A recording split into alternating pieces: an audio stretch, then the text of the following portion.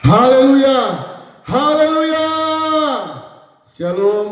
Tema firman Tuhan di hari ini, Yohanes bersandar di dada Yesus di sebelah kanannya. Ya, lihat. Saudara yang Tuhan Yesus kasihi, saya membaca kebenaran firman Tuhan di dalam Yohanes pasal yang ke-13 ayat yang ke-21. Setelah Yesus berkata demikian, ia sangat terharu lalu bersaksi, "Aku berkata kepadamu, sesungguhnya seorang di antara kamu akan menyerahkan aku." Tuhan Yesus sangat terharu dan bersaksi, seorang di antara murid-murid yang hadir, 12 murid yang hadir, Yesus terharu dan bersaksi. Sesungguhnya kalau kita pelajari kenapa Yesus terharu, terharunya ada di ayat yang ke-20. Aku berkata kepadamu, sesungguhnya barang siapa menerima orang yang kuutus, ia menerima aku, dan barang siapa menerima aku, ia menerima dia yang mengutus aku. Saya berterima kasih kepada sahabat-sahabat saya yang sudah follow, yang sudah subscriber di channel YouTube kami, baik di keluarga Bapak Sinyo, baik di keluarga Bapak Ical, di keluarga Bapak Donald. Nah saudara, saya sangat berterima kasih. Karena apa? Firman Tuhan berkata di ayat yang ke-20, Yohanes 13 ayat yang ke-20 berkata demikian, "Aku berkata kepadamu, sesungguhnya barang siapa menerima orang yang kuutus." Kami pendeta Fani dan pendeta Christine pergi di Bapak Sinyo di Holtekam, mereka menerima dengan sukacita. Bapak Bos menerima dengan sukacita. Kami pergi ke Holtekam, Bapak Ical, Ibu Nona, Ibu Eta menerima kami dengan sukacita. Kami pergi ke Bapak Donald dan Ibu Fei, kami diterima dengan sukacita. Nah Tuhan berkata, ini sangat penting, sesungguhnya barang siapa menerima kami, barang siapa menerima pendeta Fani Tambun, pendeta Christine Mangare, ayat ini yang mengatakan, sesungguhnya barang siapa menerima orang yang kuutus, ia menerima Tuhan Yesus. Saya mau katakan, Bapak Sinyo, engkau bukan menerima pendeta Fani, engkau bukan menerima pendeta Christine. Bapak Sinyo dan Ibu Ika sudah menerima Tuhan Yesus tadi malam. Bapak Ical, Ibu Eta, Ibu Nona, Bapak Adri Ratu Numan, mereka bukan menerima pendeta Fani, mereka bukan menerima pendeta Christine, tetapi mereka menerima Yesus Kristus datang tadi malam di rumah mereka. Ketika kami pergi terakhir ke Bapak Donald dan Ibu dan orang tua mereka, mereka menerima kami dengan sukacita. Mereka follow, mereka subscriber. Nah saudara yang saya kasih dalam nama Tuhan, dan barang siapa menerima aku, menerima Yesus, ia menerima dia yang mengutus aku. Berarti menerima Bapa di sorga, menerima Raja di atas segala Raja. Berikan tepuk tangan bagi Tuhan kita. Haleluya, haleluya. Ayat yang ke-22. Murid-murid itu memandang seorang kepada yang lain. Mereka ragu-ragu, siapa yang dimaksudnya? Jadi mereka bertanya-tanya, siapa yang dimaksud oleh Tuhan? Tetapi Lembaga Alkitab Indonesia memberikan perikop, Yesus memperingatkan Yudas Iskariot. Ya, ayat yang ke-23 menjadi ayat pokok.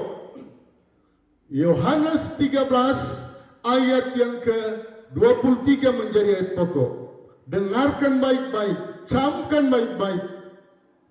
Seorang di antara murid Yesus, yaitu murid yang dikasihinya, Siapakah murid yang dikasihinya? Alkitab mencatat dari 12 murid hanya Yohanes murid yang mendapatkan julukan murid yang sangat dikasihinya.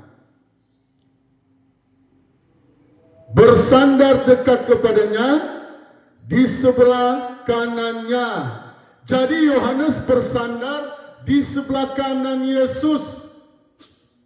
Berarti kalau Yohanes di sebelah kanan sudah menunjukkan sebenarnya Yohanes menjadi tangan kanan Bapa, tangan kanan Yesus. Walaupun di antara 12 murid, Petrus yang adalah kepala. Petrus adalah ketua dari 12 murid. Tetapi Alkitab mencatat ada keistimewaan dari Yohanes murid. Dia bersandar di samping Yesus di sebelah kanan. Amin.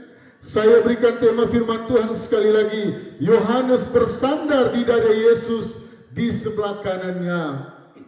Saudara, kalau melihat usahamu maju, kalau mau melihat hutang piutangmu lunas, mari belajar berdoa, belajar bersandar di dada Yesus.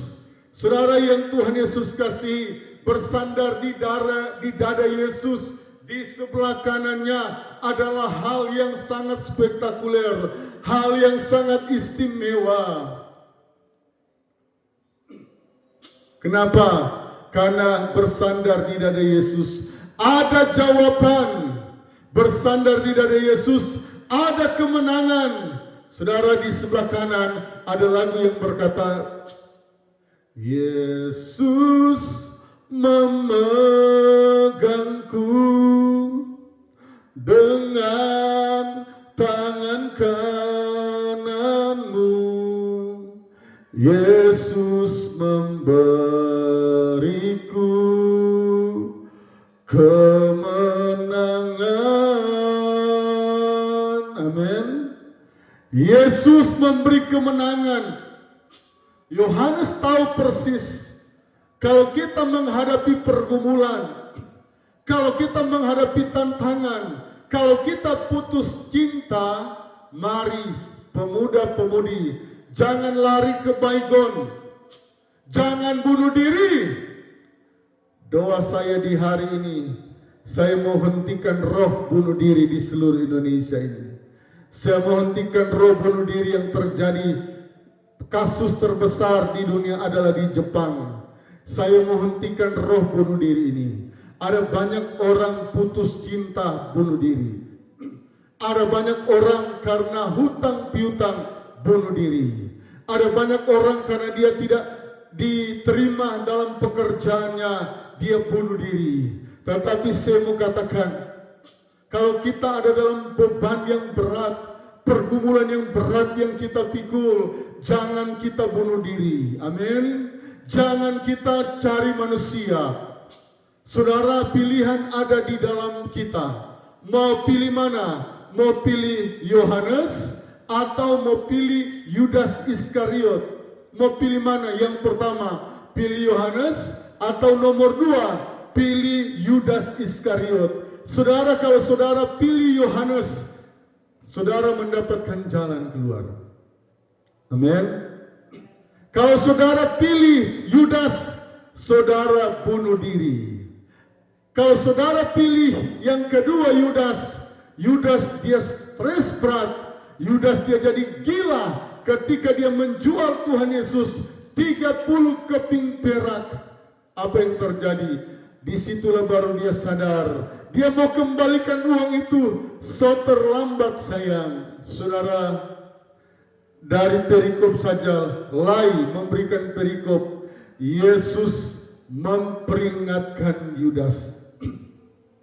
Saya percaya ada banyak orang yang sementara diperingatkan oleh Yesus. Jangan sampai kita menjadi Yudas. Jangan sampai kita menutup telinga untuk firman Tuhan. Sekali lagi, jangan sampai kita menutup telinga untuk firman Tuhan. Buka hatimu.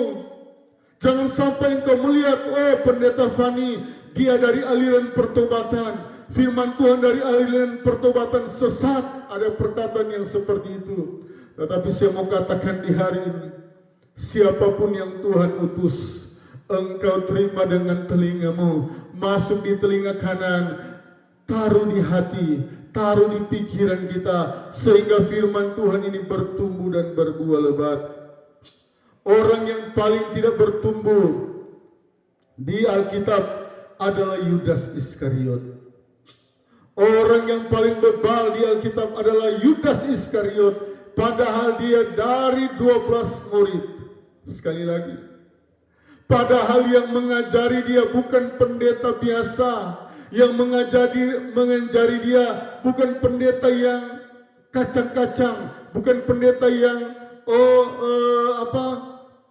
kaleng-kaleng, tetapi yang mengajari Yudas adalah raja di atas segala raja, guru yang sempurna. Tetapi kenapa dia gagal? Kenapa dia hancur? Dia memberikan telinganya untuk dibisikkan oleh iblis. Saudara, firman Tuhan di kedua sebentar, di sesi yang kedua, saya akan berbicara kenapa Yudas gagal. Karena telinganya dia luaskan, iblis masuk. Saudara yang Tuhan Yesus kasihi di hari ini, jangan biarkan telinga saudara tanam, saudara taruh untuk iblis berbisik. Kita mungkin bertanya, apa saja bisikan iblis? Bisikan iblis, semua hal yang berbau negatif itu sesungguhnya bisikan iblis. Sekali lagi, semua yang berbau negatif itu bisikan iblis. Tetapi semua yang berbau rohani itu bisikan Roh Kudus, itu bisikan Yesus, itu bisikan Bapa di sorga. Mari kita terima. Seperti ada lagu yang berkata, ku buka hati untuk jamahanmu, berserah penuh di hadiratmu. Kau ambil alih seluruh hidupku di altarmu, menyembahmu. Saudara, kalau berbicara bersandar di dada Yesus di sebelah kanan, berarti kita serahkan seantero kehidupan kita, kita serahkan kepada Yesus. Yesus, inilah hidup saya. Yesus, pakailah saya. Yesus, hutang piutang saya yang sudah miliar, hutang piutang saya ratusan juta, hutang saya jutaan, saya tidak mampu. Saya bersandar di dada Yesus. Tetapi pemudi-pemudi, jangan engkau pernah bunuh diri, jangan pernah engkau stres karena pacarmu memutuskan engkau. Kalau calonmu memutuskan engkau, berarti dia bukan Yohanes, berarti dia adalah Yudas. Lebih baik dia putuskan sebelum menikah daripada engkau menikah dengan dia dan dia meninggalkan engkau. Sekali lagi, lebih baik dia putuskan engkau selagi masa pacaran daripada sudah menikah baru dia putuskan. Saudara, Tuhan benci dengan perceraian. Jadi bersyukurlah kalau perlu bikin pesta, undang teman-teman. Bersyukur saya sudah diputuskan oleh pacar saya. Ternyata pacar saya ini Yudas. Amin. Ternyata pacar saya Yudas. Karena apa? Kalau kita lanjut dengan dia, Tuhan tahu yang terbaik. Amin. Tuhan tahu yang terbaik. Pemuda-pemudi dimanapun berada, Tuhan tahu yang terbaik. Kau lebih tahu yang terbaik bagiku. Amin. Pemuda-pemudi, Tuhan lebih tahu yang terbaik bagimu. Saudara, kalau saudara di PHK di tempat kerja, Tuhan tahu yang terbaik untuk engkau. Berarti tempat kerjamu yang lama itu bukan yang terbaik. Itu hanya baik, itu hanya batu loncatan untuk kita akan naik level. Kita akan naik gaji yang besar. Sehingga firman Tuhan berkata apa? Mengucap syukur dalam segala hal. Ucapkanlah syukur dalam segala hal. Itulah kehendak Tuhan. Dia akan jawab segala doamu. Ucapkanlah syukur. Amin. Saudara yang saya kasih dalam nama Tuhan, ayat pokok ini saya baca kembali karena ini sangat luar biasa. Yohanes 13 ayat 23. Seorang di antara murid Yesus, yaitu murid yang dikasihnya, bersandar dekat Yesus, bersandar dekat kepadanya di sebelah tangan kanannya.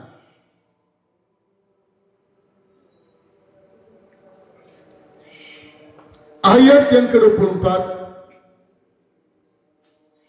Kepada Simon itu, Simon Petrus memberi isyarat dan berkata, tanyalah siapa yang dimaksudnya. Murid, ayat yang ke-25, murid yang duduk dekat Yesus itu berpaling dan berkata kepadanya, Tuhan, siapakah itu? Ayat 26, jawab Yesus, dialah itu yang kepadanya aku akan memberikan roti. Setelah aku mencelupkannya, sesudah berkata demikian, ia mengambil roti, mencelupkan dan memberikannya kepada Yudas, anak Simon Iskariot. Nah, saudara yang saya kasih dalam nama Tuhan, murid-murid bertanya, siapakah yang jadi pengkhianat di antara kita? Yesus memberikan isyarat. Bahkan ada firman Tuhan yang berkata, sangat menyakitkan kalau seorang ibu yang melahirkan Yudas Iskariot ini. Karena Yudas Iskariot ini sangatlah menyakiti hati Tuhan. Jadi kalau orang berkata, Pak Gembala, Pak Pendeta, saya dihianati oleh suami saya, Tuhan Yesus akan berkata, saya lebih dulu dihianati oleh Yudas Iskariot. Bahkan yang mengkhianati saya hampir seluruh negara, hampir seluruh orang-orang yang Yesus sembuhkan, yang lumpuh berjalan, yang buta melihat, yang sakit pendarahan 12 tahun dia sembuh, yang kerasukan setan, dia tidak kerasukan setan. Saudara, kalau Yesus mau berkata, sakitnya tuh di sini, Yesus akan berkata seperti lagu itu. Yesus akan berkata sakit sampai di sumsum, sakit sampai di lubuk hati yang paling dalam. Saudara, kalau Yesus bukan Tuhan, Yesus sudah lama masuk rumah sakit jiwa. Sekali lagi, kalau Yesus bukan Tuhan, dihianati oleh banyak orang, dihianati oleh orang terdekat. Siapakah orang terdekat itu? Murid yang ada yang dia layani selama 3,5 tahun. Murid yang dia sayangi, murid yang dia cintai. Bahkan sebelum Yesus memilih 12 murid, Yesus melakukan doa semalam-malaman. Yesus melakukan doa semalam suntuk. Tetapi ingat, manusia diciptakan ada yang namanya free will, kehendak bebas. Yesus tidak ciptakan manusia seperti robot, atur pakai remote, titit, kamu harus setia, titit, kamu tidak boleh mencuri uang di kas gereja. Nah, Tuhan berkata kepada kita saat ini, jangan sampai kita mencuri uang kas gereja, jangan sampai kita mencuri perpuluhan untuk Tuhan, kita pakai untuk diri sendiri. Jangan sampai kita kasih perpuluhan hanya Rp1.000. Jangan sampai kita kasih perpuluhan yang Rp2.000. Saat ini kalau kita mau kemana-mana di kota Jayapura itu, kalau motor hanya Rp2.000, kalau mobil Rp5.000. Jangan sampai kita ada miliar, jangan sampai kita ada ratusan juta, jangan sampai kita ada puluhan juta, kita kasih di kota persembahan hanya 1.000, hanya 2.000. Berarti kita membangkitkan yang namanya Yudas Iskariot di akhir zaman. Jangan sampai kita menghalangi pekerjaan Tuhan. Sebenarnya Yudas ini mau menghalangi pekerjaan Tuhan. Sebenarnya Yudas ini bukan seperti yang Yesus mau. Yesus mau tidak ada yang pengkhianat. Yesus mau tidak ada yang seperti Yudas. Waktu Yesus memanggil 12 murid, Yesus mau 12 murid ini semuanya taat, semuanya patuh, semuanya tidak bebal, semuanya tidak pelit. Tetapi Yudas, dia selalu mengambil kas dari kasnya Tuhan Yesus. Dia selalu mengambil uang. Dia pikir Yesus tidak tahu. Dia tidak tahu bahwa Yesus adalah Allah yang Maha Tahu. Sebelum dunia ini diciptakan, Tuhan sudah tahu akan ada muncul Yohanes di akhir zaman. Amin. Jangan pilih nomor 2. Nomor 2 ini adalah Yudas Iskariot. Tetapi nomor 1 adalah Yohanes murid yang bersandar di dada Yesus. Mari kita menjadi orang Kristen yang suka bersandar di dada Yesus. Jangan bersandar kepada manusia. Tuhan berkata, terkutuklah orang yang mengandalkan manusia, tetapi diberkatilah orang yang mengandalkan Tuhan. Ada banyak orang Kristen, aman, saya punya keluarga orang Cina,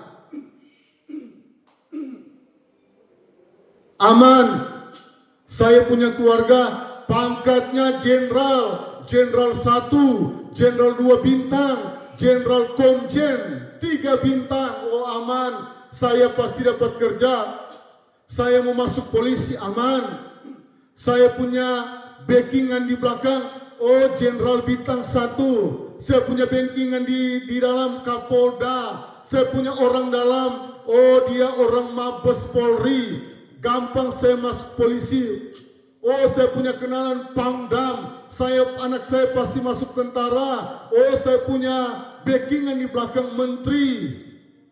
Saudara, berarti saudara menjadi calon-calon Yudas di akhir zaman yang mengandalkan manusia, yang memakai hanya pikiran dan logika. Tetapi Yohanes di akhir zaman, yaitu adalah Yohanes adalah orang yang beriman. Kenapa tema saya katakan Yohanes bersandar di dada Yesus? Saya rindu kebenaran firman Tuhan di hari ini.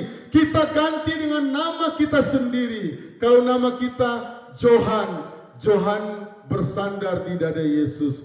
Kalau nama kita Paulus bersandar di dada Yesus. Kalau nama kita Feki bersandar di dada Yesus. Kalau nama kita Christine bersandar di dada Yesus. Kalau nama kita Alda bersandar di dada Yesus. Kalau nama kita Merti bersandar di dada Yesus. Kalau nama kita Alex bersandar di dada Yesus. Kalau nama kita Lydia bersandar di dada Yesus. Kalau nama kita Lili bersandar di dada Yesus. Kalau nama kita Yona bersandar di dada Yesus. Kalau nama kita Hani bersandar di dada Yesus. Kalau nama kita Victor bersandar di dada Yesus. Kalau nama kita Kalau nama kita Belvania bersandar di dada Yesus. Kalau nama kita Derby bersandar di dada Yesus. Kalau nama kita Toar bersandar di dada Yesus. Kalau nama kita Jerry bersandar di dada Yesus. Kalau nama kita apa lagi ya? Ibu Gembala nama apa lagi? Kalau nama kita Debbie bersandar di dada Yesus. Kalau nama kita Daniel bersandar di dada Yesus. Kalau nama kita Salomo bersandar di dada Yesus. Amin. Mari kita belajar bersandar di dada Yesus. Jangan seperti Yudas. Kenapa Yudas gagal? Ternyata di saat murid-murid dengan Tuhan ada rapat, dia tidak suka ikut rapat.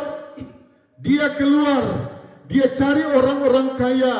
Dia cari siapa yang akan saya yang mau beli Yesus. Cari orang-orang yang seperti Yudas, orang-orang yang tidak suka beribadah, di saat jadwal ibadah hari Minggu jam 10 pagi di Pondok Daud, ada banyak yang bekerja.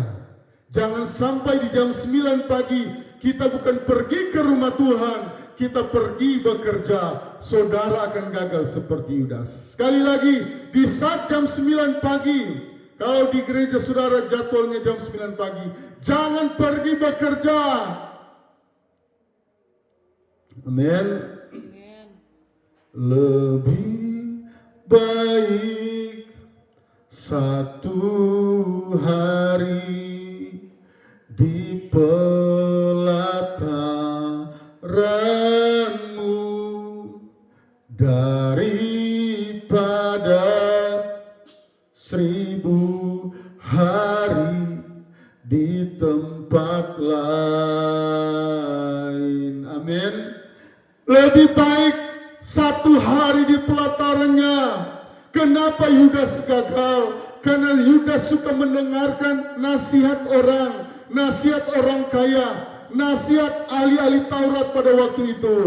Mereka berkata, Yudas, jual itu Tuhan supaya kamu jadi kaya. Ternyata Yudas tidak pernah jadi kaya. Justru Yudas ahli-ahli Taurat bikin bodoh. Yudas ahli-ahli Taurat bikin bodoh. Kenapa? Dia sudah tidak mengandalkan Roh Kudus. Orang yang tidak mengandalkan Roh Kudus gampang sekali orang kasih bodoh. Bahasa Manado bilang, gampang sekali orang kasih bodoh. Yudas tidak tahu orang lain suka kasih bodoh ini Yudas. Murah sekali 30 keping perak. Saudara, kalau mau jual Yesus, mau jual berapa triliun sekalipun, sebenarnya kita tidak mampu membayar Yesus. Kita tidak mampu membayar Yesus. Kalau mau kumpul semua, seluruh dunia ini mau baku tambah tuh uang yang ada. Indonesia baku tambah, Israel yang kaya raya, negara-negara Arab baku tambah uangnya. Mau beli itu Yesus, tidak mampu membeli Yesus. Ingat, jangan pernah kita keluar dari yang namanya Roh Kudus. Daud ketika dia jatuh dalam dosa dengan Betseba, dia berkata, jangan ambil rohmu daripadaku. Roh Kudus adalah harta yang termahal di akhir zaman ini. Roh Kudus adalah penolong satu-satunya. Waktu Yesus terangkat ke sorga, Yesus menyuruh Roh Kudus, engkau tidak yatim piatu. Ada Roh Kudus yang menolongmu. Saudara yang saya kasih dalam Tuhan, ayat yang ke-27. Ayat yang terakhir, ayat yang ke-27. Dan sesudah Yudas menerima itu, ia kerasukan iblis. Saudara, orang yang di luar Tuhan akan menjadi yang namanya kerasukan iblis. Ciri-ciri orang yang kerasukan iblis, dia mengandalkan logikanya. Sekali lagi, ciri-ciri orang yang kerasukan iblis, ia mengandalkan logikanya. Jangan pernah membangkitkan Yudas Iskariot di akhir zaman.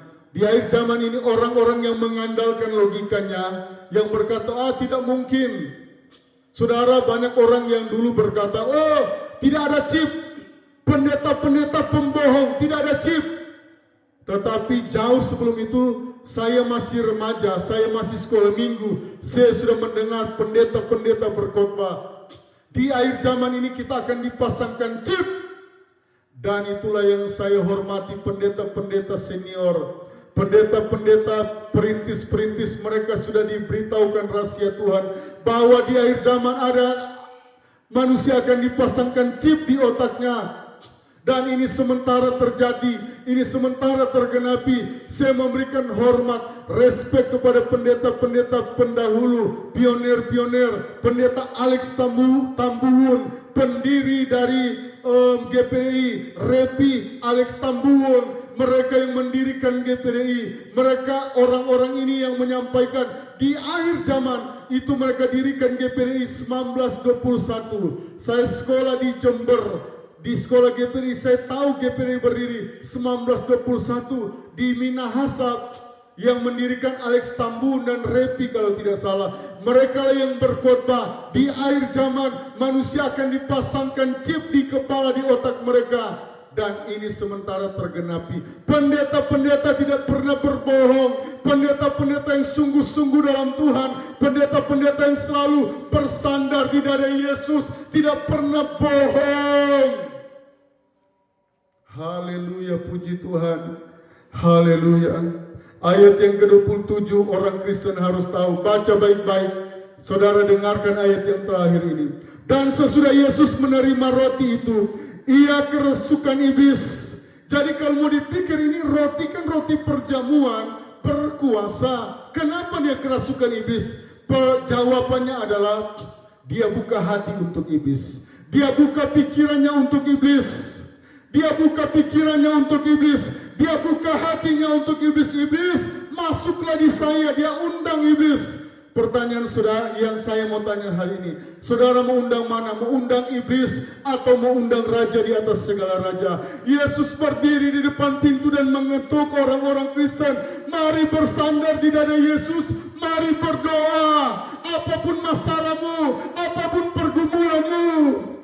Saudara, kami mengalami pergumulan yang berat di dalam pelayanan. 19 tahun ini kami melayani. Banyak sekali pergumulan yang kami alami. Tetapi kami cuma bersandar di dada Yesus. Kami cuma bersandar di dada Yesus. Kami mau seperti Yohanes yang bersandar di dada Yesus. Kalau saudara mau bersandar di dada Yesus, apapun pergumulanmu, Yesus memberikan kemenangan. Yesus memberikan jawaban. Yesus memberikan jalan keluar. Ada orang Kristen kesaksian dari pendeta Dini Basir, dia punya hutang 500 miliar. 500 miliar bukan kecil, tetapi Tuhan boleh menolong orang Kristen yang bersandar di dada Yesus. Ketika dia bersandar di dada Yesus, 500 miliar Tuhan tolong, Tuhan memberkati sehingga hutangnya lunas. Itu semua karena Tuhan. Di saat-saat pandemi, hutang 500 miliar itu bukanlah hutang yang kecil, tetapi bagi Tuhan tak ada yang mustahil. Bagi Tuhan tak ada yang tak mungkin. Mujizatnya disediakan bagiku. Saudara, kuasa Tuhan dulu, sekarang, dan sampai selama-lamanya. Kuasa Tuhan dulu, sekarang, dan sampai selama-lamanya. Kuasanya tidak pernah berubah. Mujizatnya tetap tersedia. Haleluya. Sekali lagi saya mau tutup firman Tuhan dengan ayat firman Tuhan berkata, kuasa Tuhan tetap sama dulu, sekarang, dan sampai selama-lamanya. Tuhan Yesus memberkati saudara yang mendengarkan. Mari saudara subscriber, mari follow, mari saudara like, dan saudara akan diberkati. Karena saudara menerima kami, berarti saudara menerima Yesus Kristus Raja di atas segala raja. Tuhan Yesus memberkati. Tuhan Yesus menjawab, mari bersandar di dada Yesus seperti Yohanes murid. Haleluya. God